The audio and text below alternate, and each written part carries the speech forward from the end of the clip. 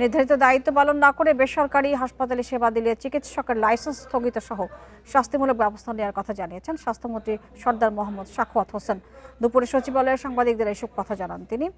কর্মস্থলে অনুপস্থিত থেকে বেসরকারি হাসপাতালে রোগী দেখায় চিকিৎসক রাজেশ মজুমদারের লাইসেন্স 6 মাসের জন্য স্থগিত করা হয়েছে। পাশাপাশি তাকে কারণ দর্শানোর নোটিশ দেওয়া হয়েছে। একই সঙ্গে যে বেসরকারি হাসপাতালে রোগী দেখছিলেন সেই প্রতিষ্ঠানকেও কারণ দর্শানোর নোটিশ দেওয়া হয়েছে। স্বাস্থ্যসেবার মান বাড়াতে মিডওয়াইফ, ফার্মাসিস্ট, টেকনোলজিস্ট সহ বিভিন্ন পদে 1 লাখ জনবল নিয়োগের ঘোষণা দেন।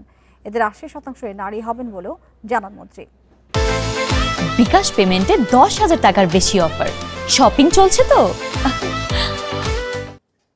সরকারি সময়ের ভিতরে যদি কোনো ডাক্তার বা যে কোনো ধরনের করে, এটা তো শাস্তিযোগ্য অপরাধ। যেহেতু আমরা স্বাস্থ্যে কোনো ডাক্তার যদি ওনার ডিউটিরত অবস্থায়, ডিউটি থাকাকালীন অবস্থায় যদি সরকারি সময়ের ভিতরে ডিউটি রেখে যদি বাইরে গিয়ে কোনো প্র্যাকটিস করেন, the same thing shall be taken. আমরা এবার লাইসেন্স স্থগিত করে দেব যাতে করে আর প্র্যাকটিসটা করতে পারে।